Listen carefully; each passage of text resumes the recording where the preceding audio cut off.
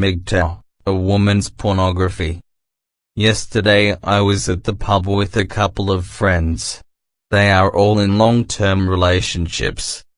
At one moment, the subject came on pornography, and how their women are all incredibly against them watching porn. Nudie magazines are not allowed, and all of them had to make sure their internet history was erased before them leaving the computer. Of course, there were stories of how their women discovered their porn, and the consequences were always dire, to say the least. The women would deprive the man from sex for the entire week or month, just because he looked at naked women. She would say things like, "You have your porn sluts, so why do you need me?" Or, "You have disrespected me by looking at another woman." I, as the only blue pill man there, was listening to their stories. And before long, I started to wonder what the female equivalent was of pornography. Surely, there must be something that women do on their own, sexually, when the curtains are closed. While thinking of this, I figured that there is one big difference between a man and a woman's sexuality. Men are visual creatures. We like to see naked women and see them do naughty things. We like to see tits and ass. But with females, this works differently. It's not that a woman goes on the internet and start looking at pictures of dicks or balls, to get them horny. No, they want story. Females get aroused by the stimulation of their imagination. So does porn films, for females exist? No, logically. 'Cause they don't want to see porn, they want to imagine it. So I asked the guys, "Does your girlfriend have the book 50 Shades of Grey?" Without exception, all the guys said yeah. She has I laying next to her bed. I asked, "Do you know what that book is?" They all said, "Of course, it's like an erotic story with a lot of sex in it." Exactly. Is what I said to them. That is your girlfriend's porn. That is what she masturbates to, when you are not in the room. She reads that book, her imagination gets stimulated, and leads to her, stimulating her button. Don't you guys mind that? I asked. Not at all. They all replied. If she wants to read that book and have some fantasies, that's fine by me. And there we have it. How is it possible that a woman can keep her pornography laying next to her bed, on the nightstand, and the man isn't bothered or threatened by it? A woman keeps her pornography, blatantly, in the plain open, and the man doesn't even pick it up to read it or be judgmental about it. However, if a man keeps a Playboy, or one of the more intense magazines, next to his bed, he is a dirtbag. He is disrespecting his woman and she gets really upset about it. And when the man hides his porn, the woman will look for it.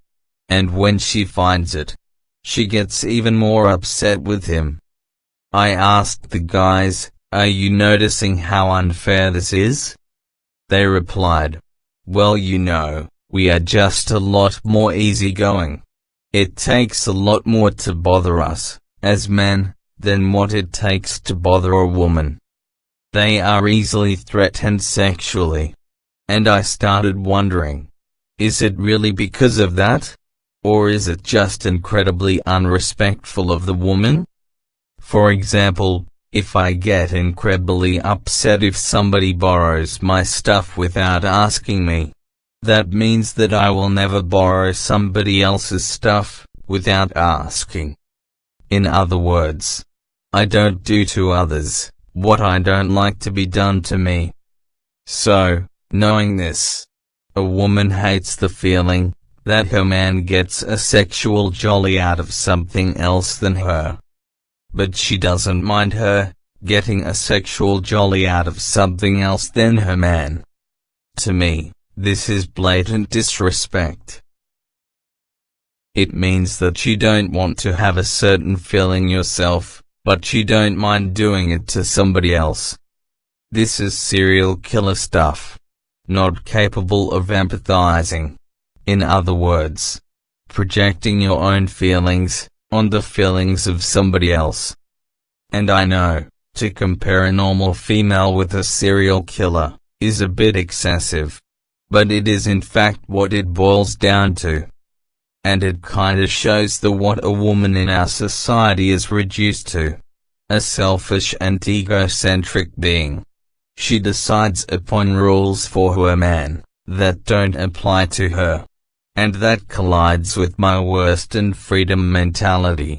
In politics, we call that fascism and dictatorship. However, in our Western relationships, fascism is completely normal. We as men, we even feel dirty and nasty that we like tits and ass. We know we have to hide our sexual content. And a woman, well, she keeps hers on the nightstand of the bed you shared together.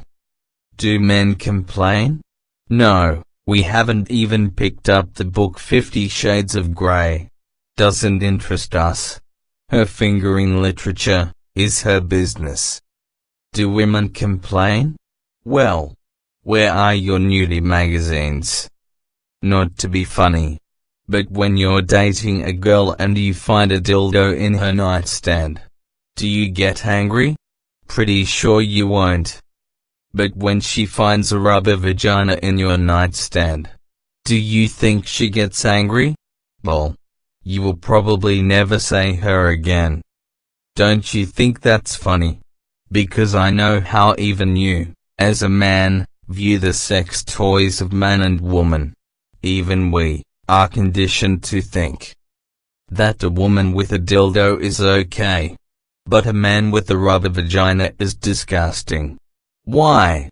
They are exact equivalents. Yet, the dildo is for a strong, independent woman. And the rubber vagina is for a sex offender. It just goes to show that a man's sexuality is a dirty, nasty thing that has to be hidden from the light of day.